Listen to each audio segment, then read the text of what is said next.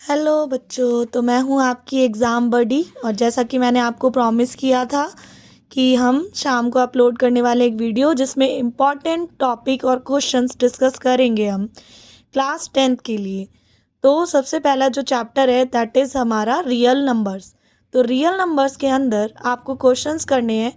सबसे पहले आपको प्राइम फैक्टराइजेशन आना चाहिए और उसकी हेल्प से एलसीएम एंड एचसीएफ फाइंड करना आपको आना चाहिए।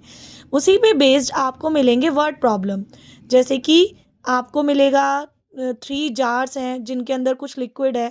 आपको फाइंड करना है कि सबसे स्मॉलेस्ट जार कौन सा यूज़ हो जाए जिससे कि बाकी तीनों कंटेनर के लिक्विड को हम ईज़िली पोर कर सकें। ऐसे ही मतलब आपको कुछ वर्ड प्रॉब्लम मिलेगी जिनको पढ़कर आपको आइडिया लगाना है कि आपको एचसीएफ फाइंड करना है या एलसीएम। अब आपको पता है कि एचसीएफ हमेशा एक छोटा नंबर होगा और एलसीएम एक लार्ज नंबर। तो आपको पढ़कर इस तरीके के क्वेश्चंस समझ में आ जाएंगे कि आपको एक लार्ज नंबर यानी कि एक बड़े नंबर की ज़रूरत है या छोटे। तो उसको पढ़कर आपको ये प्रैक्टिस से पता चलेगा, ठीक है। अगला क्वेश्चन आपको कैसे क्वेश्चंस मिल सकते हैं, आपको एलसीएम एचसीएफ इनमें से कुछ दिया होगा या प्रोडक्ट ऑफ 2 नंबर्स में से 2 नंबर में से एक दिया होगा या दोनों दिए होंगे। मतलब आपको इस फॉर्मूले को यूज़ करके या तो एचसीएफ फाइंड करना होता है या एलसीएम या इनमें से कोई सा एक नंबर। ओके, लास्ट आपका इसमें अगला क्या है आपका कि आपको इन सबको इरेशनल प्रूव करना आना चाहिए। अगर आपको इन सब की डिटेल्ड वीडियो चाहिए तो वो भी आप मुझे कमेंट में बता सकते हैं। उसके बाद अगला क्वेश्चन है आपका, जब आप ये प्रूव करना सीख चुके होंगे तो आपको इस टाइप के क्वेश्चंस को भी इरेशनल प्रूव करना है। ओके, इसके अलावा कई बार क्वेश्चंस आपकी एमसीक्यूज में आ जाते हैं कि find the HCF of 2 prime number या what is the LCM of smallest prime number and the next prime number. आपको इस अकॉर्डिंग पहले prime number, composite number, even, odd, natural इन सभी नंबर्स के बारे में आपको पता होना चाहिए। तो आप इस वीडियो में भी देख सकते हैं, मैंने हर टाइप के नंबर के आगे उसकी डेफिनेशन को और एग्जाम्पल्स को लिखा है। लास्ट आपका है कुछ इस टाइप के क्वेश्चन आते हैं कि 6 raised to power n never ends with 0। तो यहाँ भी आपको फैक्टर्स पे ध्यान देना है कि अगर हम 6 के फैक्टर करते हैं तो वो होते हैं 2 × 3। और आपको पता है कि किसी भी डिजिट को अगर वो 0 से एंड होना है तो लास्ट में 0 होना चाहिए, यानी कि 10। और 10 के फैक्टर कितने होते हैं हमारे 2 और 5। तो आप देख रहे हो कि 6 के फैक्टर में 2 तो है बट 5 नहीं है, तो ये कभी भी एंड नहीं करेगा 0 से। इस तरीके के और भी कोई क्वेश्चन हो सकते हैं अभी, क्योंकि इस वीडियो में मैं आपको एक आइडिया लगा रही हूँ कि अगर आप रिवीजन करो, क्योंकि this is the time for revision. अगर आप रिवीजन के टाइम पर चैप्टर वाइज रिवीजन कर रहे हो तो कौन कौन से टाइप ऑफ क्वेश्चन है जो आपको आने ही आने चाहिए। ऐसे तो आप डिटेल्ड प्रैक्टिस कर रहे होगे, बट एकदम लास्ट मोमेंट पे अगर आपको क्रॉस चेक करना है कि कोई सा टाइप ऑफ क्वेश्चन रह तो नहीं गया, उसके लिए मेरी वीडियो आपकी बहुत हेल्प करने वाली है। तो हमारा नेक्स्ट चैप्टर है पॉलिनोमियल। और पॉलिनोमियल में आपको सबसे पहले तो जीरोस फाइंड करने आने चाहिए, ठीक है। उसके बाद आपको क्या करना है, इनके बीच में रिलेशन, आपको पता है sum of zeros and product of zeros क्या होता है।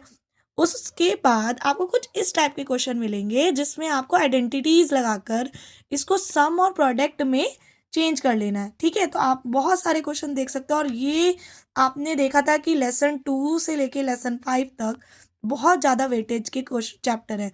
तो आपको इसके कोई भी क्वेश्चन को स्किप नहीं करना है। मेरा मतलब है इस वीडियो को बनाने से कि आप जब आप अपना रिवीजन चेक करो तो आप हर टाइप के क्वेश्चन को टिक करो कि आपने कोई टाइप ऑफ क्वेश्चन छोड़ तो नहीं दिया है।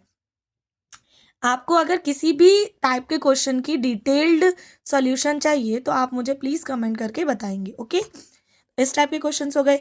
अब कई बार क्वेश्चन कैसा आता है कि आपको एक पॉलिनोमियल दिया है, आपको उसके जीरोस फाइंड करने हैं, साथ में वो बोलेगा कि जो हमारा न्यू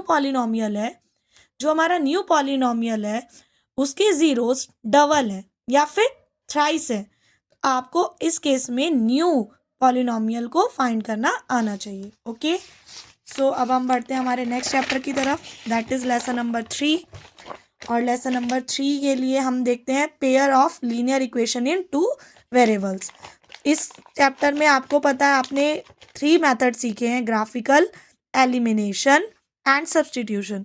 तो आपको तीनों ही टाइप से क्वेश्चन को सॉल्व करना आना चाहिए। और इन्हीं पे बेस्ड आपको मिलेंगे वर्ड प्रॉब्लम।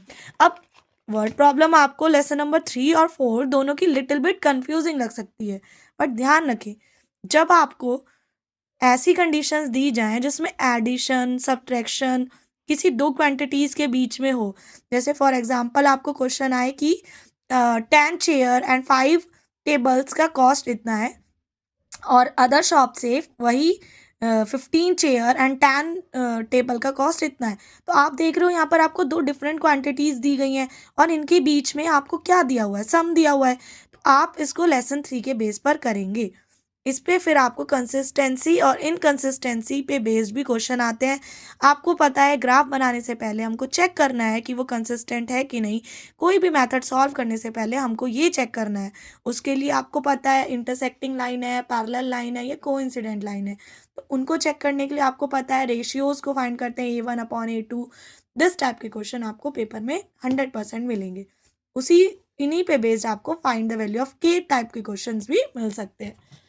तो चलो, मुझे लगता है अभी तक आपने जितने भी चैप्टर किए होंगे उनमें ये सारे पॉइंट को स्पेशली ध्यान रखा होगा, और अगर नहीं दिया है तो लास्ट टाइम एक बार इस टाइप के क्वेश्चंस को जरूर करिए। अब बढ़ते हैं हम अपने नेक्स्ट चैप्टर की तरफ, जो है हमारा क्वाड्रेटिक इक्वेशन। आपको रूट्स फाइंड करने आने चाहिए। अब रूट फाइंड करने के आपको पता है दो मेथड है, या तो स्प्लिटिंग मेथड से करिए या फिर क्वाड्रेटिक फॉर्मूला लगा के। बेटर रहेगा कि आप क्वाड्रेटिक फॉर्मूला यूज़ करिए, क्योंकि समटाइम्स आप स्प्लिटिंग मेथड में फंस जाते हो। तो विदाउट वेस्टिंग योर टाइम आप मूव कर सकते हो क्वाड्रेटिक फॉर्मूला, और क्वाड्रेटिक फॉर्मूला से हर टाइप का क्वेश्चन ईजिली सॉल्व हो जाता है। तो कोशिश करिए कि हर क्वेश्चन को इस तरीके से सॉल्व करें। बाकी आपकी चॉइस, अगर आप इसमें कंफर्टेबल है तो आप इसको यूज़ करिए। नेचर ऑफ द रूट आपको फाइंड करना है, रियल है, रियल डिस्टिंक्ट है, रियल इक्वल है या फिर नॉट रियल है। ठीक है, तो आपको पहले nature of the roots find करने हैं, देन ओनली आपको क्वाड्रेटिक फॉर्मूला का यूज़ करना है। फाइंड द वैल्यू ऑफ के, आपको कंडीशन दी होती है कि रूट्स रियल है, रूट डिस्टिंक्ट है, आप इस तरीके की वैल्यूज़ फाइंड करिए। आपको यहाँ भी वर्ड प्रॉब्लम मिलेंगी, वही वर्ड प्रॉब्लम जो यहाँ मिलती हैं, जैसे एज से रिलेटेड, आपका मनी से रिलेटेड, वो आपको यहाँ भी मिलेंगी। बट यहाँ ज़्यादातर क्वेश्चंस में प्रोडक्ट दिया होगा। तो ये एक आपके लिए सीक्रेट हिंट है कि अगर आपको किसी क्वेश्चन में प्रोडक्ट दिया है देन वो बन जाता है लेसन नंबर 4 का, और अगर आपको एडिशन सब्ट्रैक्शन दिया हुआ है तो वो बन जाएगा लेसन नंबर 3 का। अब आते हैं हम लेसन नंबर 5 पे। देखो, हम आपका टाइम सेव करना चाहते हैं, और क्योंकि मुझे पता है लास्ट टाइम आपको बहुत ज़्यादा डर लग रहा होगा, आपको समझ में नहीं आ रहा होगा कि अगर मेरे को रिवीजन करना है तो किस तरीके से करूं। तो मेरा पर्पस ओनली यही है कि मैं क्लास 10th के उन स्टूडेंट की हेल्प करूं जिन्होंने पढ़ तो लिया है, प्रिपेयर तो कर लिया सारा, लेकिन रिवीजन के टाइम पर उन्हें कॉन्फिडेंस नहीं आ रहा। तो मैं आपकी सिर्फ एक हेल्प करने के लिए यहाँ पर हूँ। और अगर आपको किसी भी चैप्टर की डिटेल्ड वीडियो चाहिए तो प्लीज़ मुझे कमेंट में बताइए। अर्थमेटिक प्रोग्रेशन एपी बहुत इंपॉर्टेंट क्वेश्चन है। आपको बहुत सारे क्वेश्चन ऐसे मिलेंगे जिसमें आपको पता है ए क्या होता है, फर्स्ट टर्म, एन क्या होता है आपको नंबर ऑफ टर्म्स, डी क्या होता है आपका कॉमन डिफरेंस, ए एन क्या होता है आपका कोई भी टर्म। जैसे वो पूछ रहा है कि 13 टर्म फाइंड करो तो एन की जगह 13 पुट करेंगे, और ए एन का फॉर्मूला देखो मैंने यहाँ पर दिया हुआ है। इसी तरीके से लास्ट टर्म फाइंड करने का, लास्ट टर्म और ए एन का सेम फॉर्मूला। उसके बाद सम ऑफ सम नंबर्स। ठीक है, तो आपके पास ये दो तरीके के फॉर्मूले, आपको स्मार्टली देखना होगा कि आपको कौन सा फॉर्मूला यूज़ करना है। इन्हीं पे बेस्ड आपको क्वेश्चंस करने हैं। आपको ऐसे क्वेश्चन देंगे कि third term of an AP is 7 greater than the fifth term. तो आपको कुछ दो टर्म्स के बीच में रिलेशन दिया जाएगा। आपको बिल्कुल भी होपलेस नहीं होना है। आपको ए एन का फॉर्मूला पता है, आपको वैल्यूज़ को पुट करना है। देखो, बोर्ड एग्जाम्स में सबसे मेन क्या होता है कि आपको सबसे पहला काम है क्वेश्चंस को केयरफुली रीड करना। आपको आता है, जितना आता है उस पर कॉन्फिडेंस रखिए और सभी क्वेश्चंस को केयरफुली पढ़ने के बाद अटेम्प्ट करिए।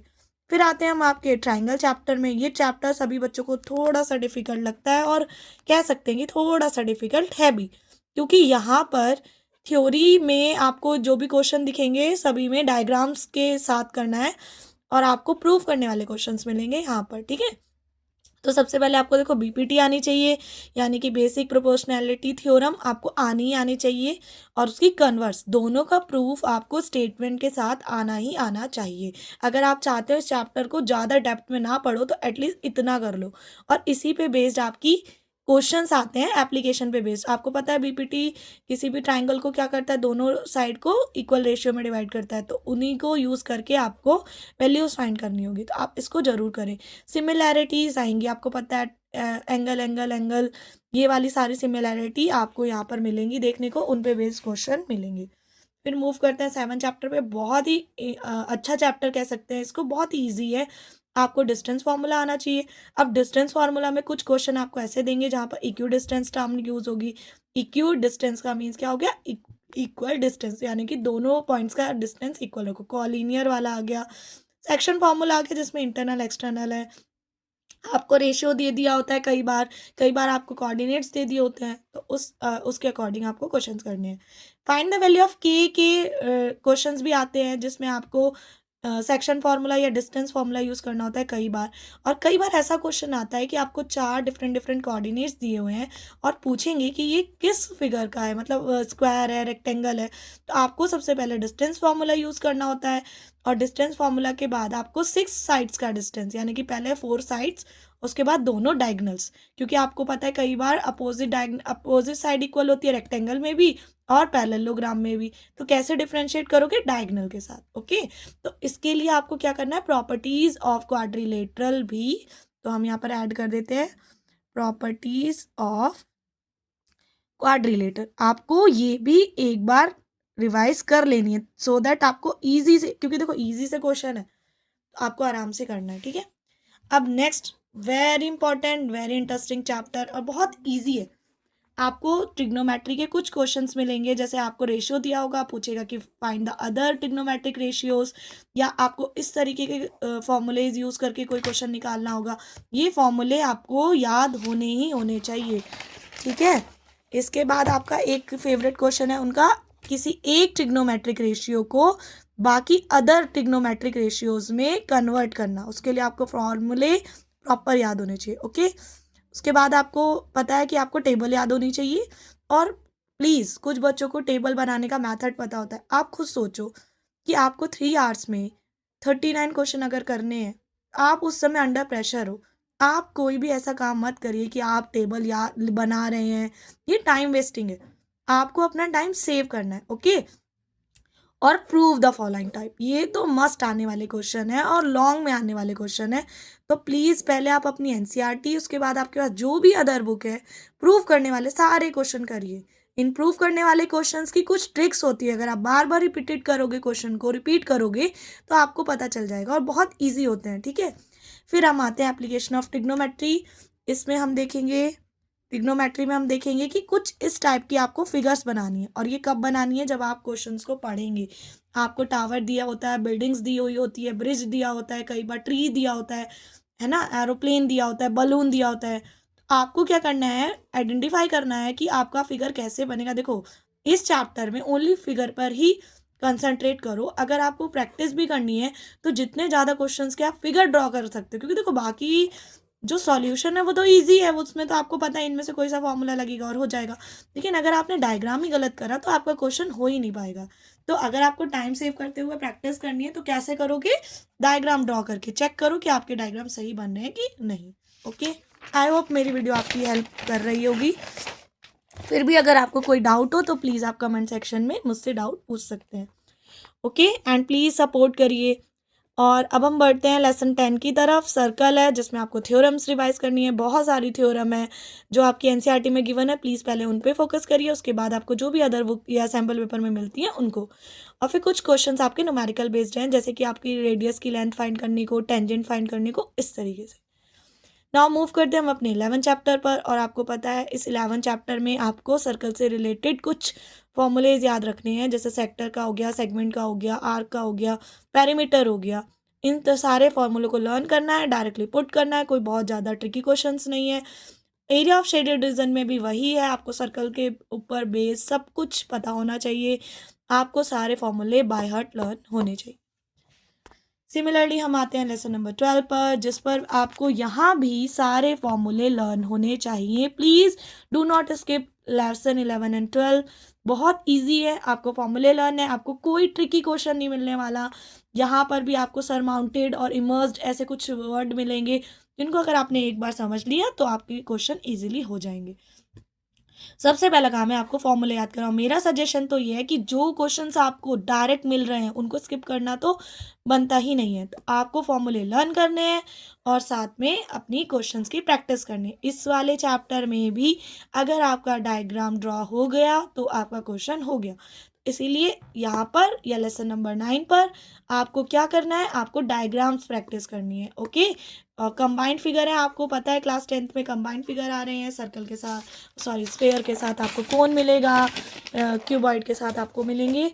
अब आते हैं हम अपने बहुत ही इंटरेस्टिंग और बहुत ही इजी चैप्टर की तरफ। देखिए मैंने सारे फॉर्मूले यहाँ पे नोट किए हुए हैं, आप इसका स्क्रीनशॉट ले सकते हैं, अपनी वॉल पर पेस्ट कर सकते हैं। अभी भी देर नहीं हुई है, जब जागो तभी सवेरा, तो अभी भी उठ जाओ और ऐसे चैप्टर्स को कर लो जिनका वेटेज ज़्यादा है और जिनमें एफर्ट्स कम है।